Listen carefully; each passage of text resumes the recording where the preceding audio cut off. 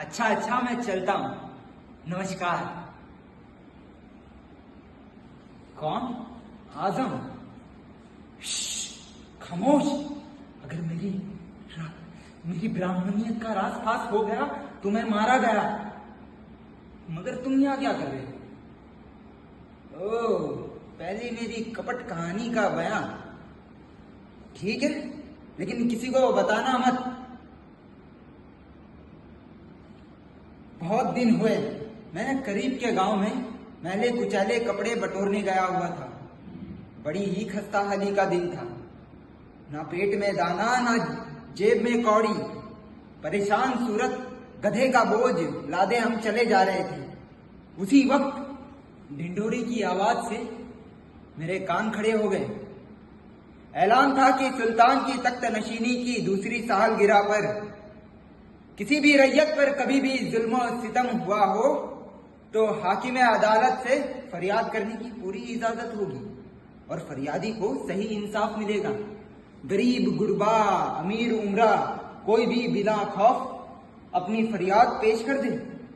तो बस मुद्दई सुस्त गवाह चुस्त की तो मसल सुनी है ना। तभी मेरे जहन में मेरे गांव के विष्णु प्रसाद वाली वारदात याद आई, जिसकी जमीन को सुल्ताना के कारिंदों ने कभी जब्त कर लिया था। तो फिर क्या, फौरन मुड़ा लिया और बन गया ब्राह्मण। नाम भी विष्णु प्रसाद ही बताया।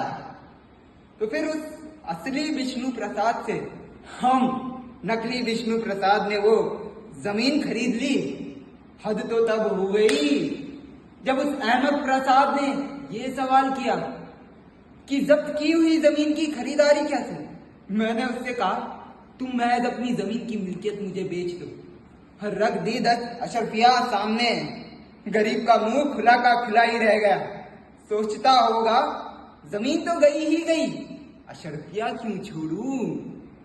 मैंने उससे उसी हालत में मिल्कियत लिखवा ली और छोड़ आया उसे, और फौरन दिल्ली आकर सुल्तान के खिलाफ नालिश ठोक दी। जाहिर है सुल्तान को अपनी हक पसंदी और गैर जानिबदारी को साबित करना था। अपनी रियाया पर यह जाहिर करना था कि वो हिंदुओं के साथ भी बराबरी का सलूक बरतते हैं। अगर मैं मुसलमान रहता तो सुल्तान इस सुनहरे मौके से मरहूम रह जाते। फरियादी भी मुसलमान और सुल्तान भी मुसलमान, तो सुल्तान को इस सुनहरे मौके का अवसर कहां मिलता जब एक ब्राह्मण के साथ ये जुल्म हुआ। तो सुल्तान से अपनी दरिया दिली की बारिश से अवाम दंग और सुल्तान खुश। क्यों, तुमने यहां इकट्ठे हुए लोगों की तरह तरह की बातें नहीं सुनी? खैर, मैंने सुना है दिल्ली के अवाम को दौलताबाद रवाना करने के लिए कुछ मुलाजिमों की जरूरत है। मुझे तो मुलाजिमत मिल चुकी, खालिस हिंदू ना। एक काम करो, तुम भी मेरे साथ चलो।